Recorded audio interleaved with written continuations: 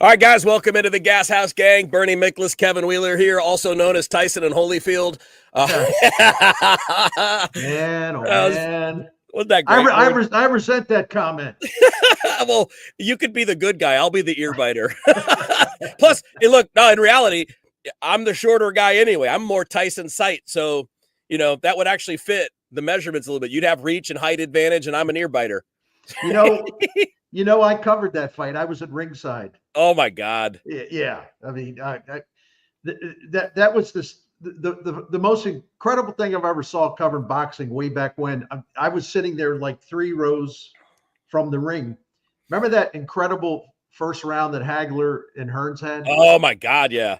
I sat there and I'm going to have to look. I sat there and you're actually looking up at the ring because it's suspended a little. I'm like watching this thing. I doubt if I can convey it in a way that makes sense. I'm watching this. I'm going like I couldn't believe what I was watching. It was a great first round, man. They were not holding back. Holding back. And then Tyson biting off the ear. Yeah, that was probably number 2 on the list. Anyway. Yeah. Well, I figured that was a good start. Good. Because people have been playing up. Yeah. I'm feeling better. People are playing up our little battle, which is great. Friends fight and we goof around and we were texting each other afterward laughing about it. It's just baseball, man. We're just talking ball. You're a great friend, man. And I was just on with Chris and Amy on KMOX, and they were asking me about it, but they were having fun with it. And here's one thing Ranji said, which I agree with. He said, I think fans in any market, St. Louis included, I think they get tired when, even though they like all of the media people for the most part, they get tired when everybody agrees about everything. Yes. Ranji's totally right. Ranji is totally right. It's really true.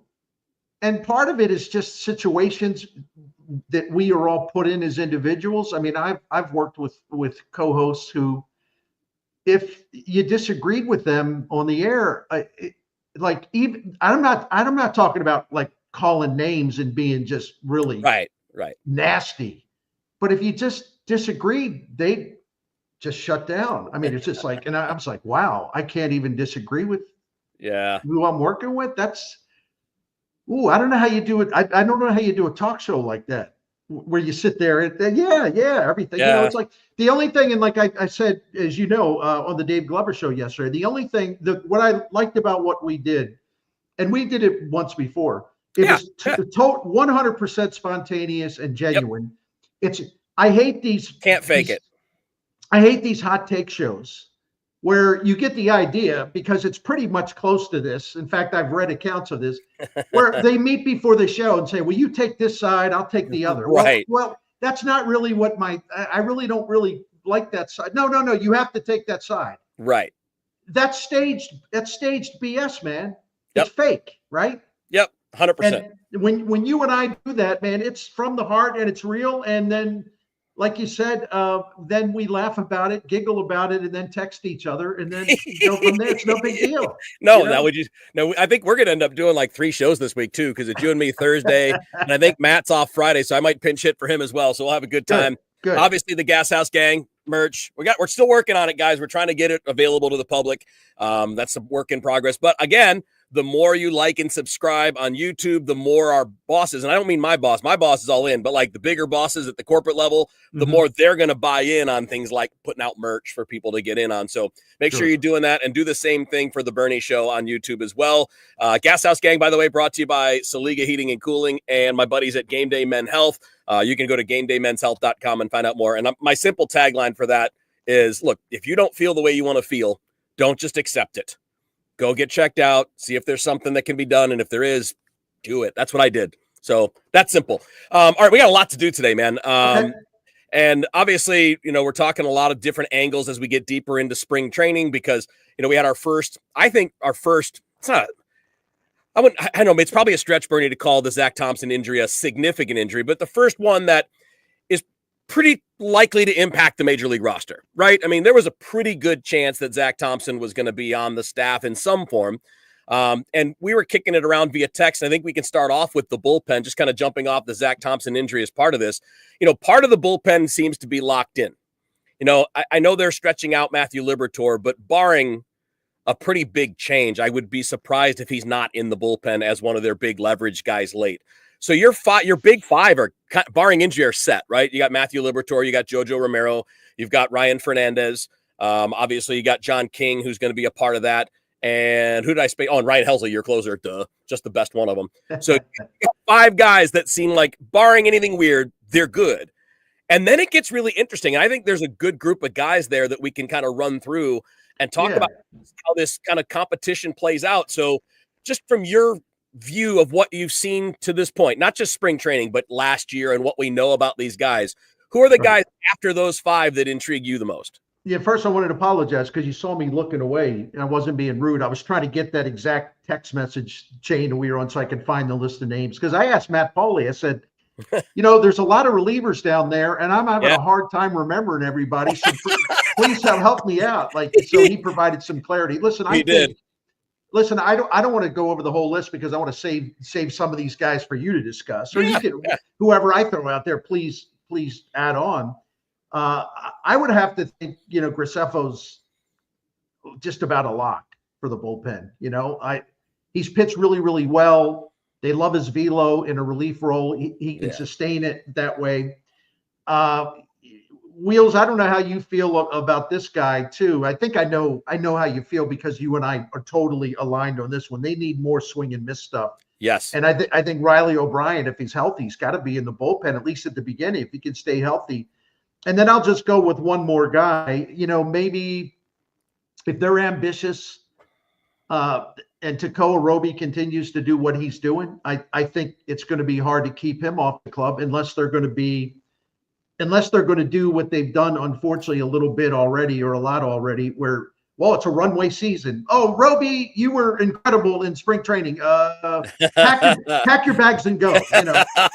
Unless they're going to do that thing again. See, I don't entirely trust them because we've been through the reset and runway thing, and it's just a lot of work. It's a lot of yak. It's a lot of words. It's not, So anyway, but those are 3 guys that immediately come to mind. And add on what you want to say, and there are some others, but I didn't want to talk about each one because you got to. I think Bernie, you're right, and if Riley O'Brien's healthy, I think he's a lock.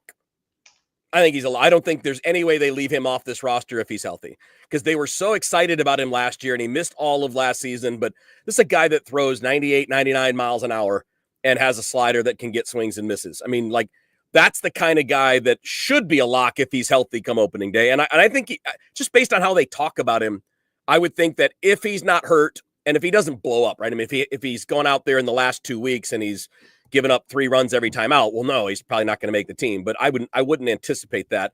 After that, I agree with you that Graceffo and Roby are probably the most interesting because I think there's some upside there. I think Roby could be a closer. I love his stuff. He throws hard. He'll throw harder in relief than he has as a starter. He's got a slider that works. I think that's a guy. Actually, he and Graceffo both. Those guys and Ryan Fernandez could be your candidates if you trade Ryan Helsley later in the year to step into that role. And obviously Liberatore too, depending on how he's going. But I love the stuff of all of those guys. I almost wonder if they're going to look at it like, okay, maybe there are other guys they wanted to go first, which is what you're talking about. So like a Nick Anderson, I would have a hard time keeping him off the team if he's throwing 94, 95 miles an hour and his arm's not hurt. Because when he's been healthy in the big leagues, he's been an elite strikeout guy, like one of the best. And he's older, so if you think about it, he goes out and has a good year. He could be a trade candidate that gets you something because that's a big back of the bullpen arm for a contender if he's out there throwing well. He could be like this is an exaggeration. He won't be what Kirby Yates was last year, but it could be something like that where the big swing and miss for the back end of the bullpen for somebody. And after that, the guy that I'm most interested in, aside from the guys we've mentioned, is Roycroft. I'm fascinated by, a 6'6", 6'7" righty that throws 96 with a pretty big sweeping breaking ball. And I think there's a lot of potential in this bullpen, Bernie. And it's not just those big 5, but I really think there's a chance. Now, all of these guys will pitch this year, right? Kyle Leahy will be there. Rodri Munoz. I'm sorry, I love Rodri Munoz's arm, but I wouldn't put him on the big league team at the beginning of the year. I'd be putting him down in Memphis to work as a reliever and see if he can throw strikes. because he's got stuff. He just can't throw strikes. And I think we've seen enough of that in the major leagues to say we want to look at this in the minor leagues before we're going to commit a major league role. So here's my question to you that we can spin off of this.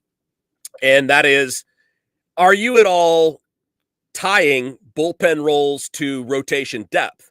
Because a couple of the guys we both love in Roby and Graceffo could figure into that group that comes in behind the 5 guys they're going to start with. And of course, McGreevy's in that. He's probably number 1, right? He's your 6th starter.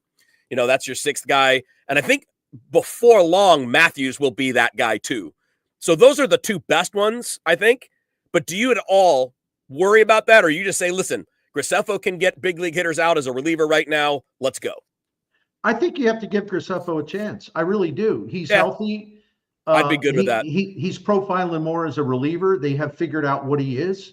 And I'm not faulting the organization for that. No, it takes time. Because he was kind of a tweener. You weren't sure what he was going to be. Yeah. When he was a starting pitcher, he lost velocity. They put him in more of a relief role, and the velo's up. And it seems like he's just best suited for that. Before I go forward here, I want to say something in what you said about Roycroft. I was really impressed by a lot of things Roycroft did. Yeah. And I always thought, in the back of my mind, like every time they sent him down, I had the feeling of like, you know what? He has shown a lot of really good stuff, but he needs work, and he's not quite ready to be a fixture in the bullpen. And I was looking this up as you were talking about him, because just to confirm what I thought at the time. He just got killed by left-handed batters last year. Yep, so 100%. I don't know what he can do to kind of offset them. That's going to be something he's got to work on, obviously, right? Yes, 100%. That's a big problem too. You mentioned Roby and Graceffo as maybe guys that could be 6th inning guys. Was that what you were talking about a little bit? Or come into the game in the 5th inning. Well, I think those guys could be a lot of everything, right? They could be, if you're they could be those 2-inning guys that a lot of teams like, right? And I think Kyle Leahy, if I'm saying his last name right, I think he can be as well, right? Yeah. I do. Yep, I'm with you. I thought he was a really kind of underrated guy last year, if you really look at his stuff. I don't have to tell you that. No, you're right. And he's a guy that they're very interested in all of these guys. And that's why I would expect, just knowing the Cardinals and kind of how you laid it out, I would expect these guys to get first cracks because they're older. They're 26, 27 years old, and you got to find out now. I don't want to send guys like Roby and Graceffo down. I want them there. If it was me choosing, I would choose those guys over the ones we're talking about. But I feel like they're going to go with the older guys and find out about them, and then because there's time, right? There's time. But would you agree that's kind of that's the conservative Cardinal way, right? And I was kind of being an airhead there. I didn't understand what you were saying, although it was perfectly understandable. Yeah. And so we think, McGreevy, unless there's an injury, he'll be down there in Memphis and he'll be getting ready to fill the rotations up. Matthews, same thing. Okay. Pink Hence, same thing. Right. So, but I think you got that right in terms of like, unless they keep Roby in the bullpen, he would be a starter in development down still in Memphis. Would you do that, or would you make him the closer at Memphis? I wouldn't. I'd make him the closer at Memphis. I would too.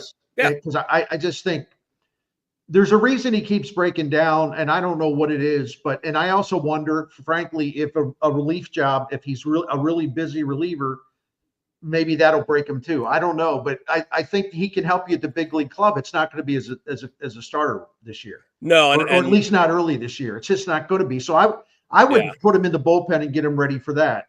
Agreed. And part of the problem too is he's had a hard time throwing enough strikes as a starter. It's not crazy, like it's not super out of whack, but it's more of a bullpen kind of number. Like if you're looking at it like a guy that walks 3 batters per 9, 4 batters per 9, that's pretty high, but that's still only one guy every 2 or 3 innings. For a reliever, that's 1 walk every 2 or 3 games. And for a starter, that's just too many, right? Because you're piling them up together. So I think there's a good argument for that. I think you're right. And Graceffo, I could go either way, but you look at his stuff in spring training, and we all have that rule, be careful at spring training stats. But again, I've always said when a guy's trying to make a club, young guy trying to make a club, I do want to look at his stats, because that's the whole point. He's competing. So he's showing you, like, if he is in a competitive spot and trying to make the club is you're in a competitive spot, maybe not in the ball game you're in because it's an exhibition game, but you're going to bring your best stuff forward to show the bosses. So, and he's looked great. I mean, what, like 5 strikeouts and how many innings? Like a couple of, I mean, really good. So that tempts me. But the one thing you said I thought was really, really good and spot on. If Nick Anderson, unless he's throwing like 89 and spring trading, right? If Nick Anderson's got some of that, got a lot of that pop back, absolutely he'll be in the major league bullpen. And you made a great point because he is a guy you can flip at the bullpen or at the deadline if he has a good year in the St. Louis bullpen. That was like a really good pickup. I loved it. Yeah, really good minor league signing because he could rebound for you in a way that helps you this season, and if nothing else, you flip them. So yeah, I'm with you on that. It's the Gashouse Gang with Bernie Miklasz and Kevin Wheeler. Obviously, we're brought to you by Game Day Men's Health and Saliga Heating and Cooling. Bernie, tell us about your friends.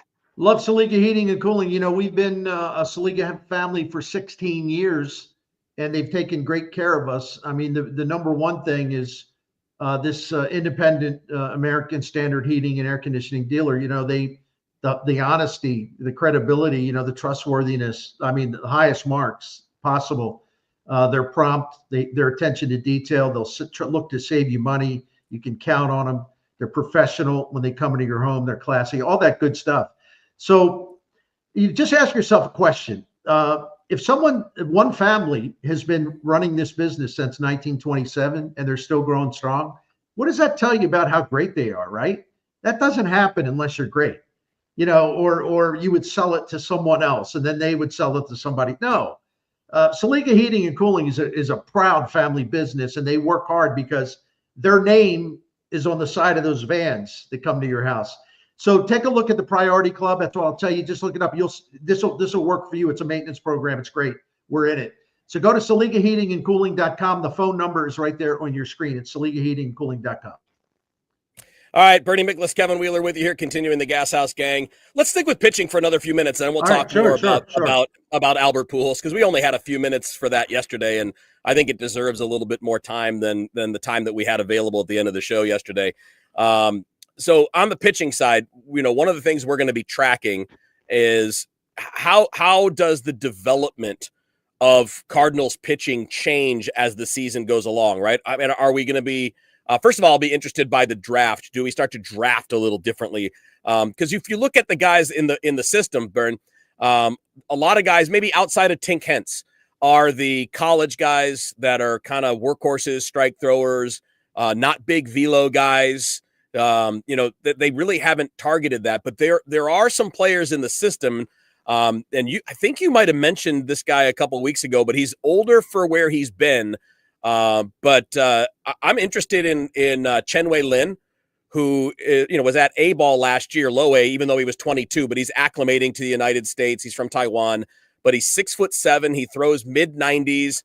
You know, he's one of those guys that could be a real fun, interesting dude. And, you know, beyond that, there just aren't a lot of guys other than Matthews, who has now added some velo and sure looks more like a swing and miss guy than he did when they drafted him. There really isn't a ton of that there. Do you think we'll notice the change this year, or is this a change you think takes longer? Well, my gut reaction, because I haven't, you know, in all honesty, I haven't thought about this very much, but I think just personally, my initial reaction is that I think we'll start to see some results in 2026 or more results in 2026. Right.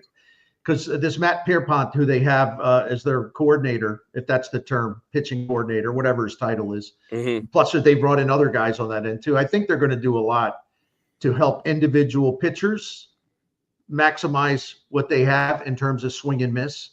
Or maybe if it's a situation where, okay, Chris Roycroft throws 95, but he just gets beat up by left-handed batters. All right, what do we do? See, if the guys that come from that Tampa Bay and Cleveland system, and they're all over the place with the Cardinals. They know how to make pitchers better. Even if a guy's not a high velo guy, they know how to make them better. Right. They know how to offset if there's a platoon split disadvantage. They know how to come up with a pitch or change the shape of a pitch that's going to make a Chris Rycroft way more competitive against left-handed batters. He's a great example of what we're talking about.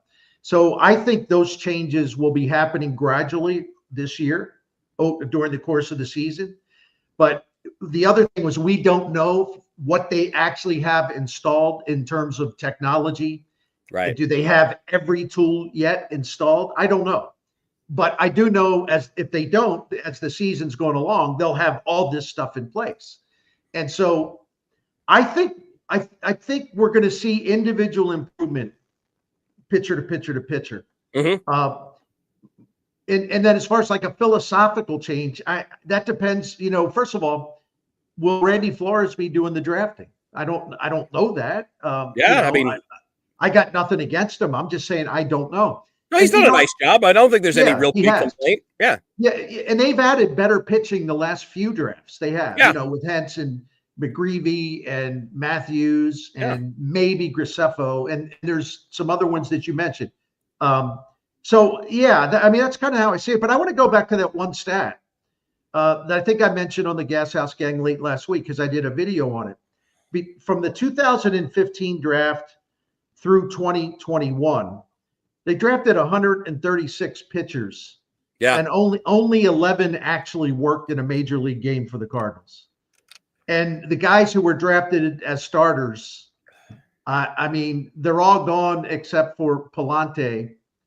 And he's finally going to be a starter. And then Graceffo is still there, but he projects, I think, more as a reliever. And all the other guys are washouts. They're not even here.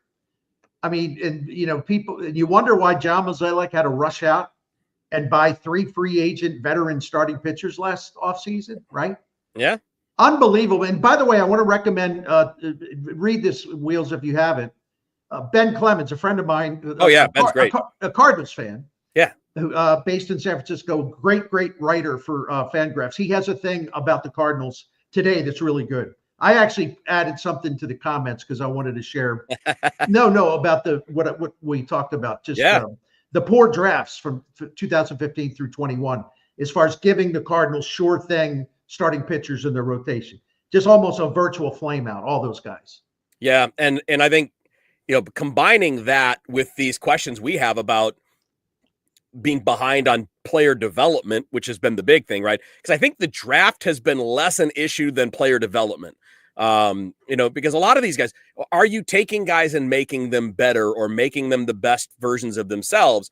And if you're, as an example, if you're taking guys that are big, hard throwers, you got a lot more wiggle room.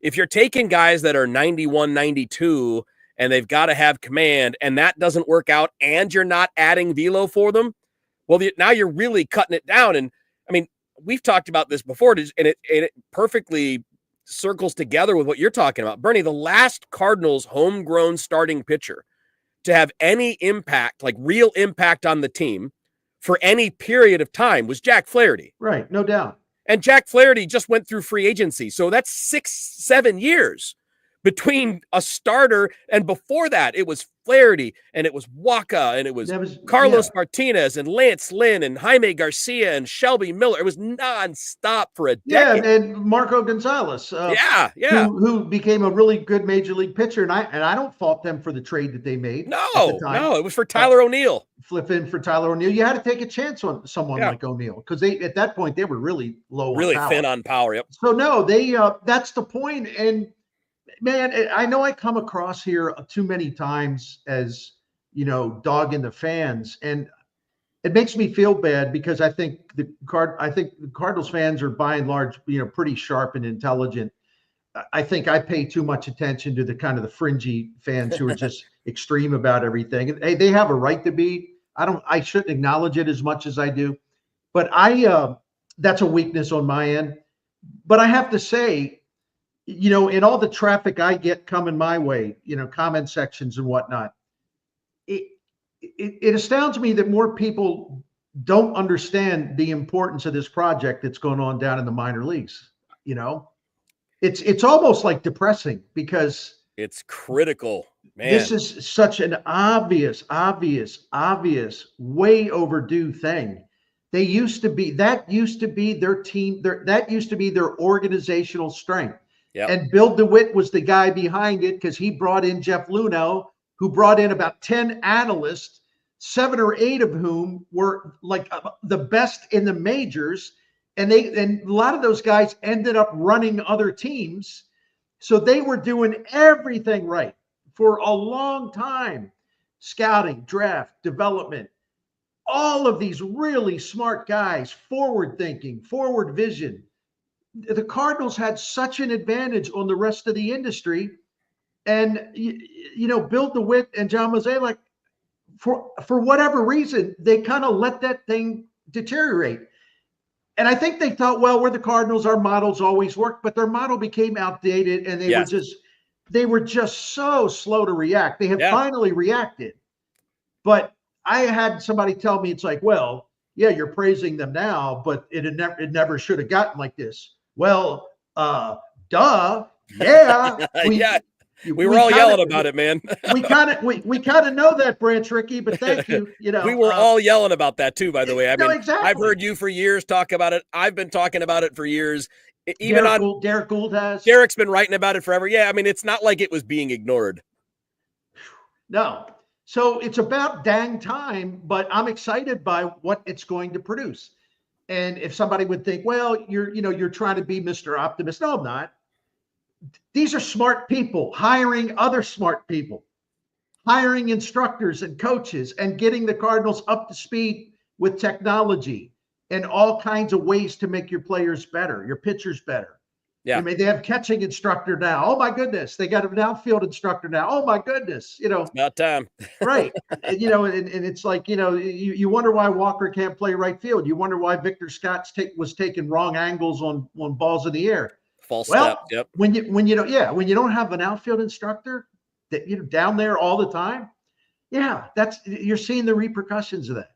Absolutely. So I just wish more people. I know they're mad. Listen, I know Cardinals fans are either disappointed or just really fed up with the way the organization has just kind of deteriorated. I get that. Yeah. Frustration is well-founded. It's totally justified. But don't dismiss what's happening below the major league level, because it's really, really essential to their future. And I'm so glad they finally got around to it. And you know what, Wheels, and I'll shut up after this. And it wasn't just that they got around to it, because look, Bill DeWitt and John Mozeliak could have put some Band-Aids on it and they put out a press release. Oh, we did this. We brought this guy in. Yeah. We bought this machine. And it's like, oh, okay, they're working on it. No, it isn't that they're working on it. It's the people they have hired to oversee it and the backgrounds that those where people they come have. from. Yes. Incredibly successful people in this particular area, right? And they're smart people hiring other smart people who then hire other smart people. And frankly, I think the Cardinals could use smart people. Anyway, it's the Gashouse Gang. No, you nailed it. It's the Gashouse Gang with Bernie Miklasz and Kevin Wheeler. I'm going to throw this out there. If you're watching on YouTube, Facebook, Twitter, you can throw us your comments on this, because I have a feeling there are going to be a lot of them. I find it fascinating because we briefly talked about this yesterday, but we saw the reports over the weekend that Albert Pujols said out loud to reporters in Angels camp that he is absolutely interested in managing a major league team. He said if a call were to come this year or next year, he's open to it. He's interested in it. He's going to be managing the Dominican Republic in the World Baseball Classic, and he's obviously had some experience down there too in the Dominican Winter League, in the Caribbean Series, and he's had success. I mean, he's really done a nice job. This is such a touchy thing, I think, for the Cardinals, not for us, but for the team, because it's, I think Ollie Marmol has his flaws, but I think he's okay. I think he's what a young manager is going to be when you got an organization that's not supporting him well enough. You're not supporting him enough with young talent. You're not spending on enough impact talent at the major league level because you can't afford those guys because you're spending $10 million on 5 different old guys. Like, I think you and I, we don't understand some of the things he does. I don't understand why he wants Mason Wynn batting leadoff. It doesn't make any sense. We don't understand the man crush on Mike Ciani. We see his flaws, but I also think he does some things well. And now with Albert being out there, he's almost in a no-win. And I don't feel bad for anybody that has a major league job, because you're an elite of an elite. You got a high paid job and pressure comes along with it. That's all fine. But this is an interesting spot for the Cardinals to me, and especially for Chaim Bloom, who doesn't have the connection to Albert that John Mozeliak has. Although Bill DeWitt Jr. does, and he's still the boss. How do you see this playing? Like, let's say it's nothing in season's happening for Albert. Let's talk next year. What has to happen for Albert to just not even be a consideration? Boy, because I've thought about this a lot. Listen, if Marmol gets the Cardinals into the playoffs and they win a round or something, I think it'd be tough for them to make the change. Yeah. Having like, I'll say this though, and it's nothing personal. And one thing about our jobs that I don't think I've ever talked about enough, you can like someone personally and still write the truth. Yeah. Even the hard truths about what they do. Yeah. I like Ali personally. It has no influence whatsoever on what I write and say about him. Right. Same. I play that straight. Yep.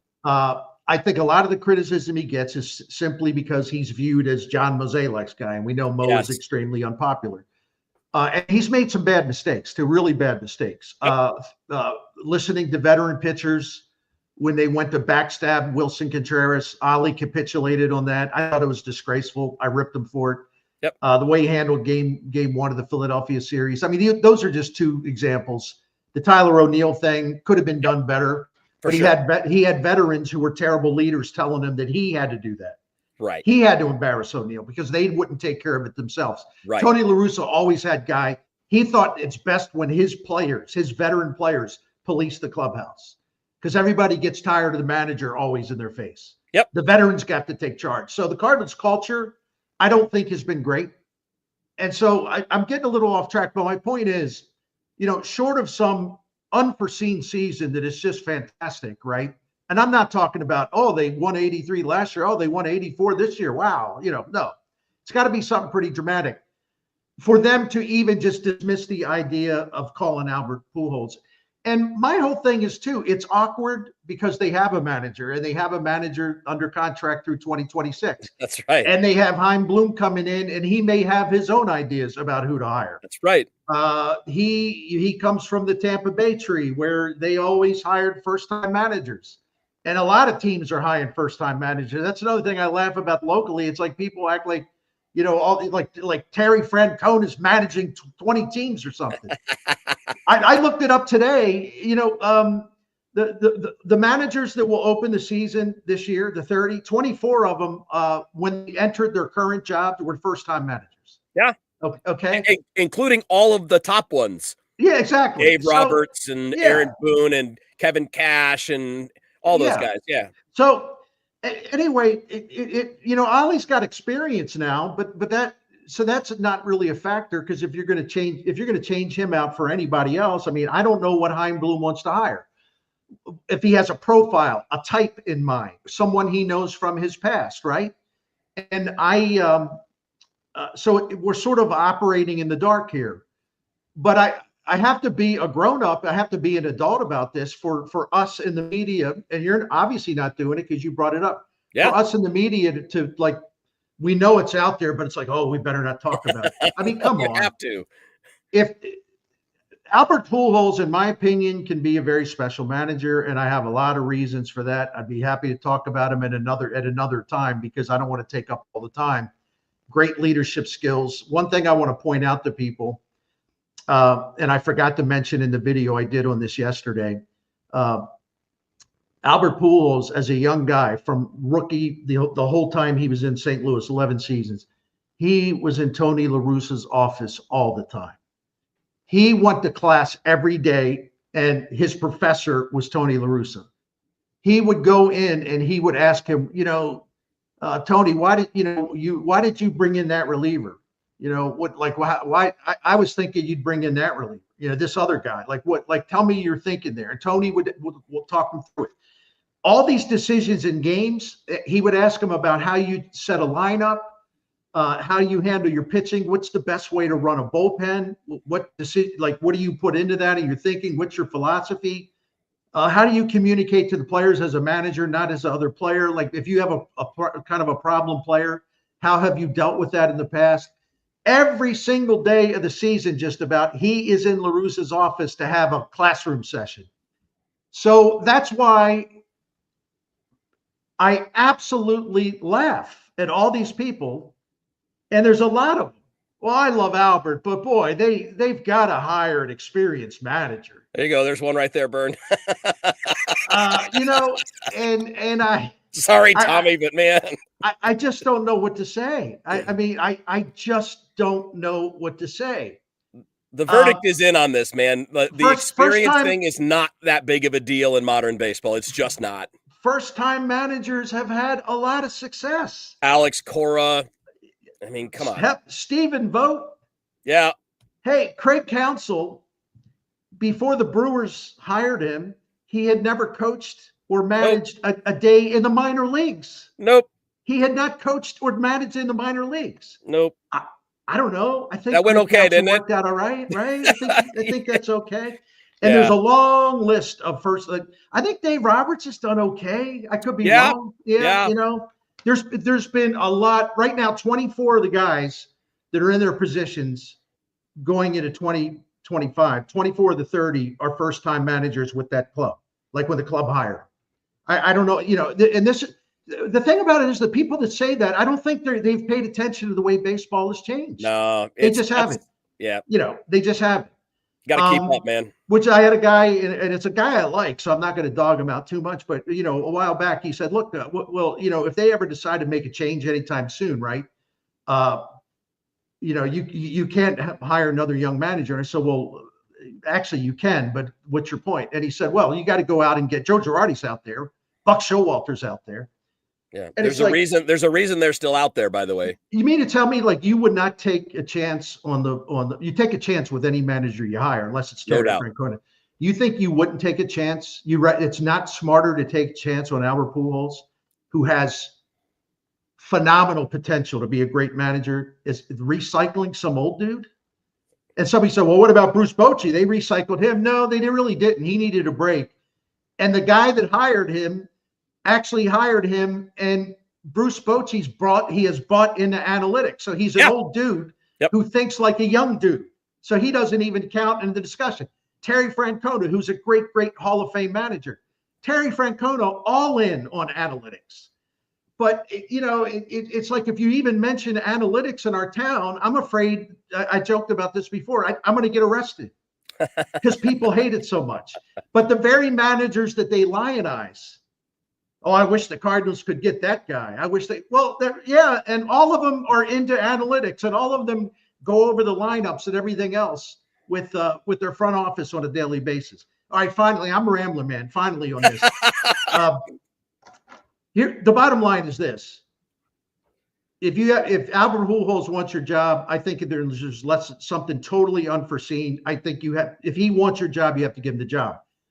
Think about what it'll do for your business. Thinking about what it'll do for your popularity. Yeah. And it is a business, but think about what he'll do for your team. He'll set a whole new culture. He'll be a great leader. Young players revere him. Oh my God. Yeah. Veteran players know better than to try to, kind of con him or whatever. Think about the culture he'll put in, and think about he will return some of the lost prestige in Cardinals baseball by coming back. And I think he's going to be a phenomenal manager. I think you got to give him the job, barring some incredible run this year by the 2025 Cardinals. I took up way too much time, man. I'm sorry. It's okay. I would co-sign on everything you said. I completely agree. If he wants it, barring something crazy and amazing this year, it's nothing against the current manager. It's just it's such a no-brainer from all levels: business, competitiveness, reputation, fan base excitement, the whole deal. I think you're totally right. All right, the Gashouse Gang here. Bernie Miklasz, Kevin Wheeler with you. About to wrap it up, Bernie. Before we wrap it up, tell us about Saliga. Absolutely. First of all, Saliga Heating and Cooling's been around since 1927. It's an independent American Standard heating and air conditioning dealer. Dan Saliga is running it, fourth generation owner operator, doing a great job. They can do all the work you can imagine that they would do, heating and cooling, but other things. Go to SaligaHeatingandCooling.com. Also, become a member of the Priority Club. We are, as Saliga customers for 16 years. Priority Club will save you money. It's a maintenance program well worth every nickel you spend. Safety, peace of mind, and it'll extend the life of your equipment. So financing options are available, subject to credit approval. Go to SaligaHeatingandCooling.com. You can see the phone number right there on your screen. All right, so Bernie, we got about a minute left. One other thing. I sent this text to you. So all the people out there, well, you got to hire an experienced manager. 8 of the 11 World Series won by the Cardinals. 8 of the 11 were won by first-time managers that they hired. They gave a managing job to. The guy's first managing job, he was a Cardinals hire. 8 of the 11. But no, oh my God, the last thing you can do is hire a first-time manager. They've only won 8 World Series with those guys. Yeah. And the topper that I would put on this, and this is the part I think where it's on fans to keep up with changes in the game better instead of just relying on how you remember things being. Right. The manager used to be the person solely in charge of developing the strategies, the game day preparations, the lineups, the pitching matchups. They would be the ones, by the way, that would determine player development and how you would target players. That used to all be the manager, and it's not. It is not anymore. There are 30 people doing those things now. The manager's job is really mostly, Bernie, to run the clubhouse and keep everybody where they need to be. Make sure the bench guys know their roles and get them enough work to stay sharp. Make sure your stars know who they are. Make sure the clubhouse is running smooth and be a communicator. That's the major league manager's job in 2024. Well, they are not the guy. You got to utilize your personnel to the max probability too. You don't have a guy with a 292 on base percentage as a leadoff man. No, being in the leadoff hole for 600 plate appearances, it makes no sense. I wonder what the hell Time Bloom thinks about that, by the way. Go ahead, Wheels. Maybe we'll find out. Maybe we'll find out. All right, we'll talk more about that. Bernie, I think you and I will be back both Thursday and Friday because Tom and Matt got a lot of other responsibilities, and Matt's traveling back to St. Louis later this week. Tom is going down to Florida this weekend. I think tomorrow, I can't remember who's doing tomorrow. I think either Matt or Tom are jumping on. I can't remember, but either way, you and I on Thursday and Friday. So it's been fun today. Yep. Everybody, thanks for tuning in. We appreciate you, man. This has been the Gashouse Gang.